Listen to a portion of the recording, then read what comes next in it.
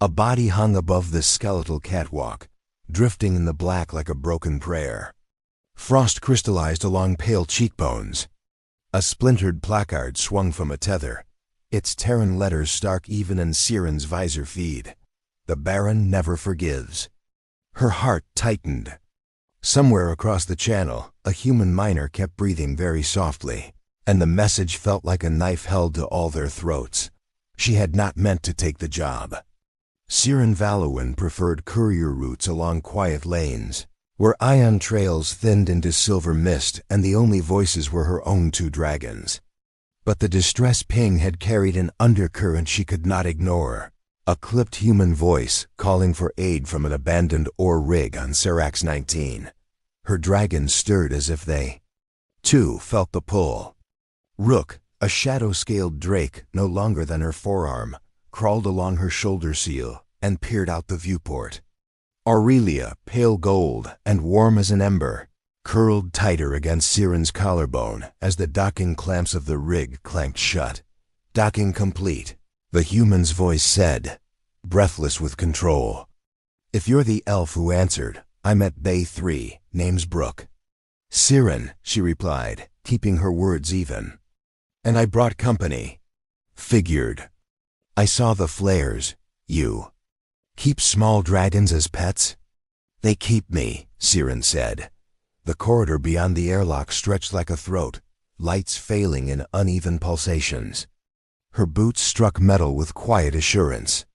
The suit's haptic feedback pressed each step into her bones. Rook's claws tapped along the carbon plating, little rhythms of patience. Aurelia's heat seeped into Siren's neck ring, easing the memory of the vacuum just outside. The station smelled like stale oil and old ghosts. She imagined that was what humans called it. The way a place remembered the people who had breathed there. Brooke waited at the junction, lean and compact in a miner's shell, visor up. She was younger than Siren had expected, freckles scattered like flicked sparks across tawny skin. Worry had a way of adding years that were not there. Thank you for answering, Brooke said. The gratitude did not tremble. It rang as metal rings when hammered true. No one else responded. Siren studied the human's eyes steady, a little angry. At whom? The void? Herself? The thing that had left that sign? You said you found someone. Siren lifted a hand toward the catwalk. Alive? Brooke's mouth pressed thin. She was moving when I saw her. I didn't want to cut her down alone, and she glanced past Siren at the dragons. Something like wonder crossed her face, and the fear lessened. You said company. Aurelia warms. Rook flies quiet, Siren answered. Lead us. They moved through the ribcage of the rig, up ladders and along narrow spines that remembered gravity badly. The ore bins hung hollow. Siren caught herself counting the bolts on each rung. It was a thing she did when she did not want to count heartbeats. The station creaked as if it disliked being remembered. The catwalk opened to open space panels peeled back or blasted, leaving a ringed mouth to the stars. The body hung just beyond, tethered to a pole of repurposed scaffolding secured by a bright weld. The sign's letters were char-black along white polyglass. The alien girl's skin glimmered faintly lilac beneath the frost, hair a spill of silvery threads fanned by the faint station draft. Her wrists were bound with wire too fine to be industrial. Siren's breath splayed across her visor. She stepped toward the anchored tether, that ugly weld, the message that had no need to shout to be loud. The Baron never forgives. Terran script, Brooke murmured, shame and fury threading her tone. Whoever did this wanted us to read it. Wanted everyone, Siren said. She set a magline along the railing and clipped to it. Rook uncurled and leapt like a thrown shadow, tiny wings hard thrumming in the thin air. Aurelia pressed close, radiating heat as if she could push warmth into that distant, drifting figure by will alone. Siren's gloves found the tether, then the wire at the girl's wrists. The alien's pulse fluttered weakly beneath the frost.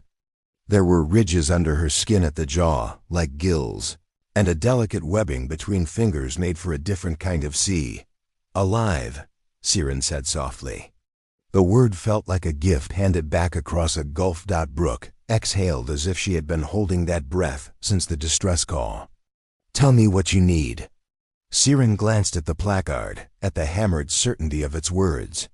She had not meant to get entangled in any local warlord's theater. Yet the human beside her stood with jaw set, ready to help a stranger she did not understand. That was the dangerous radiance of humanity. Siren had learned in the years since the borders had fallen, their insistence that dignity did not require kinship, only need. Cut the weld, Siren said. Quietly. We do not know who is watching. Brooke nodded, drew out a handheld laser whose casing had been loved into smoothness. She moved with competence, bracing on the rail, breath measured. Sparks whispered as the beam bit the weld. Siren drew the alien girl inward along the tether, felt the spin start, and countered it with practiced nudges. Rook hovered at the girl's ear, a sentinel in shadow. Aurelia's warmth pushed back the creeping glitter. The sign cracked against the railing as Brooke freed the pole. Siren winced at the sound. Somewhere deep in the rig, something awakened, a shiver of power cycling, a light line blinking from dead to watchful. Rook hissed, too low for human ears, but Brooke flicked her gaze to Siren in instinctive question. Faster, Siren said. She clipped the alien girl to her harness, the weight sudden and fragile. The girl's eyelids trembled, then opened a sliver. Silver irises searched, flinched from the sign, found Siren's faceplate. A whisper ghosted against Siren's audio pickup. Not words but a cadence like a drowned lullaby. It is all right, Siren told her. We have you. They moved as a single thing then.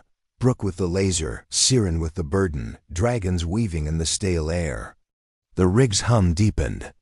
Lights along the opposite catwalk flared alive, one by one, like a predator's eyes deciding where to bite. Bay 3 is this way, Brooke said, voice steady and tight. I have a med pack. Not much, but a ping cut her off.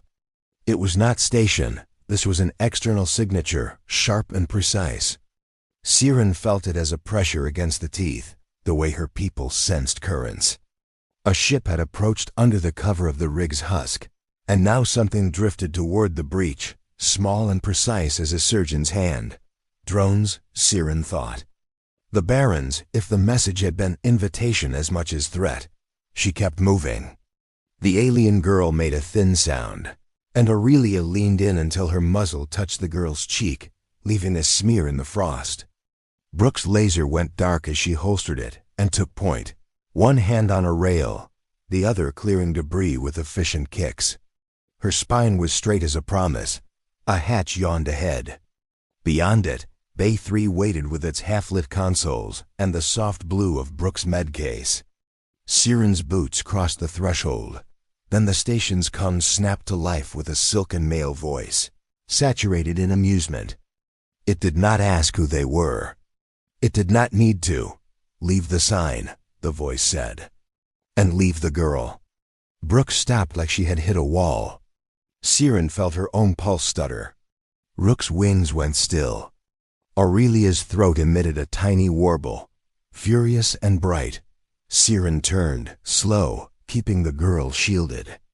3 drones hovered at the jagged mouth to the stars, graceful and pale, each bearing a sigil like a crown of thorns. The Baron had forgiven nothing, it seemed.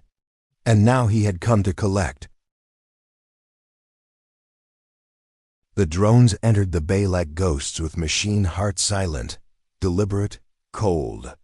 Their pale hulls gleamed under flickering emergency light, every movement as graceful as a predator's breath. Siren's hand tightened around the alien girl's harness. The weight was fragile, but the meaning heavy as orbiting moons. Brooke moved first. The human's miner's suit hissed as she sealed her visor and crouched beside a control console. 3 of them, she said, voice sharp through the coms. Light armor, probably reconnaissance class. But the markings, Siren already saw them. The sigil etched into each drone's shell. an emblem of a coiled serpent around a steel crown. The Baron's crest. The Baron, she murmured. He sends serpents to speak for him. The alien girl stirred weakly against her chest, whispering something soft and broken. It sounded like forgive me. But there was no air for forgiveness here. Rook darted upward, wings a black blur in the dim light. Aurelia followed, circling him, her golden glow washing over the bay's shadows. The dragons were small but fierce extensions of Siren's will and heart. Together, they made a living constellation of defiance. Can you jam them? Siren asked. Rook's fingers danced across the cracked keys of the console. I can scramble their optics for maybe 20 seconds. After that, well, you've got magic or whatever, right? Not magic, Siren said. Discipline. The first drone fired. A beam of blue plasma seared past her head, cutting through a hanging cable and scattering sparks like a nova. Siren dropped behind a supply crate, heart pounding with the rhythm of survival. Brooke cursed quietly, slammed her hand against a key, and suddenly, the light strobed white-hot. The drone's eyes flickered. Now! Brooke shouted. Rook Dove. The little drake slammed into the first drone's sensor cluster, claws scraping metal, jaws snapping. Aurelia followed with a burst of heat that warped the air itself. Siren moved fast, slinging the alien girl behind the fallen support beam and drawing her sidearm, a sleek, rune-lined pistol that hummed with elven resonance. The first shot found the drone's core. It spun, convulsed, and went dark. The second fired blindly, cutting arcs of plasma that turned the bay floor molten. Brooke ducked low, sliding toward a maintenance hatch. They'll call for backup. Brooke yelled. We've got to move now. Siren fired again, clipping a wing off the second drone. It spiraled, crashing against a wall with a metallic shriek. The third lingered in the breach, watching recording. Its lens focused on Siren, its red eye dilating with uncanny intelligence. She aimed, but hesitated. This one wasn't attacking. It was waiting. A voice came through her coms again, smooth as poisoned silk. You interfere in my lesson, elf. That is unwise. Siren froze. The Baron's tone was not angry. It was amused. She had heard voices like that during the Border Wars leaders who never touched blood, only commanded others to spill it. She is not your lesson, Siren said, voice low. She's a child. Everything in this sector is mine, the Baron replied. You trespass. You take what is marked. Do you think your small beasts and your human pet can save you? Brooke lifted her head at that. Pet, she muttered. I'm about to show this Baron how humans do rescue missions.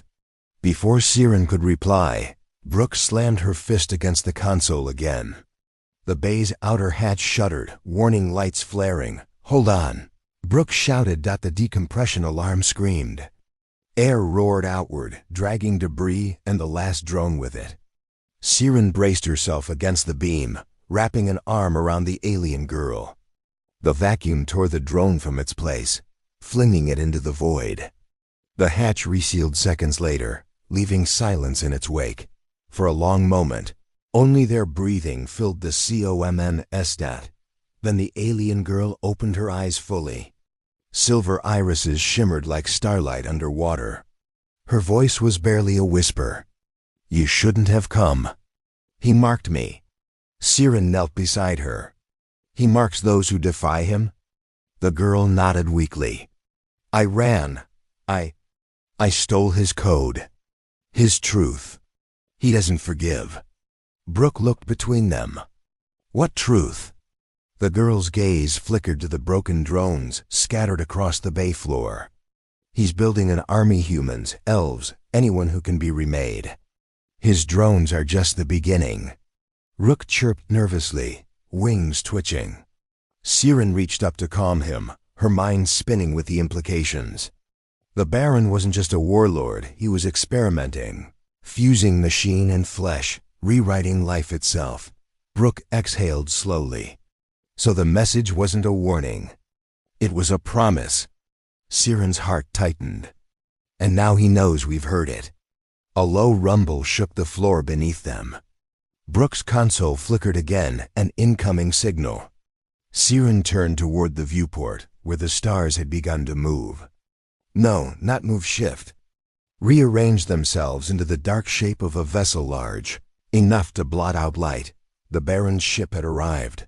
Siren's dragons hissed in unison, wings flaring wide. Brooke grabbed the pulse rifle from the rack and looked at Siren. We're not getting out of this bay alive unless you've got a miracle. Siren's eyes glimmered faintly beneath her visor. No miracle. Just resolve. The ship's docking clamps began to bite into the hull with a scream of bending metal. Lights failed. The air grew heavy dot, and as the first boarding drones breached the bay wall, the elf drew her pistol once more and whispered to her dragons, "We make our stand here, asterisk." The bay erupted in a storm of metal and light.